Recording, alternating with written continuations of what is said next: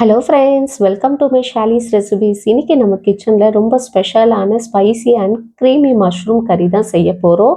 இது ரொம்ப டிஃப்ரெண்ட்டாக இருக்கும், அதே நேரத்தில் சிம்பிளாகவும் பண்ணிடலாம்.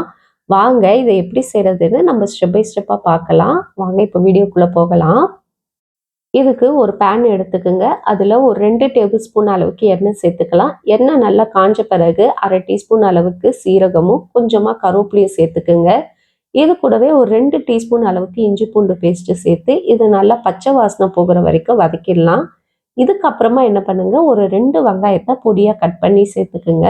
அது கூடவே ஒரு 2 பச்சை மிளகாவும் கொஞ்சமாக உப்பும் சேர்த்து இதை நல்லா வதக்கி விட்டுடலாம். வெங்காயம் நல்லா வதங்கி வந்த பிறகு தக்காளி 2 பேஸ்ட்டாக அரைச்சிருக்கேன். அது கூடவே முந்திரி வந்து ஒரு 8 முந்திரி ஊற வச்சு அதில் சேர்த்து அதையும் பேஸ்ட்டாக அரைச்சிருக்கேன். இது கூடவே கொஞ்சமாக புதினா இலையும் சேர்த்து இந்த 3யுமே நம்ம ஒரு பேஸ்ட்டாக அரைச்சி இதில் சேர்த்துக்கலாம். தக்காளி, முந்திரி பருப்பு, புதினா இலை 3மே சேர்த்து பேஸ்ட்டாக அரைச்சி சேர்த்துட்டு இதை நல்லா வதக்கி விடணும். இது நல்லா ஆயில் செப்பரேட்டாக தனியாக பிரிஞ்சு வர வரைக்கும் வதக்கி விட்டுருங்க. இப்போ இதில் தேவையான மசாலாவை சேர்க்க போகிறோம்.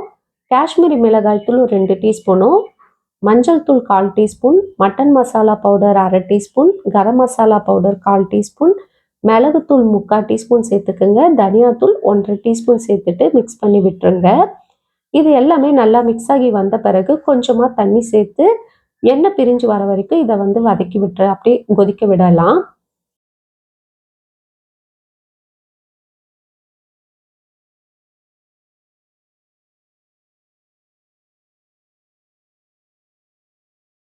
இப்போ இதில் தேவையான அளவுக்கு தண்ணி சேர்த்துக்குங்க. எண்ணெய் பிரிஞ்சு வந்த பிறகு தான் இந்த ரெசிபிக்கு எவ்வளோ தண்ணி வேணுமோ சேர்த்துக்குங்க.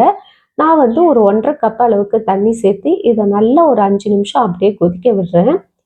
5 நிமிஷம் இது நல்லா கொதி வந்த பிறகு இப்போ மஷ்ரூம் சேர்த்துக்கலாம். நல்லா க்யூபாக நான் கட் பண்ணி, அதாவது ஒரு மஷ்ரூமை 4ஆக கட் பண்ணி இதில் சேர்த்துருக்கேன். ஒரு 200 கிராம் அளவுக்கு மஷ்ரூமை சேர்த்துட்டு அது கூடவே பொடியாக கட் பண்ண கொத்தமல்லியும் சேர்த்து மிக்ஸ் பண்ணி விட்டுருங்க.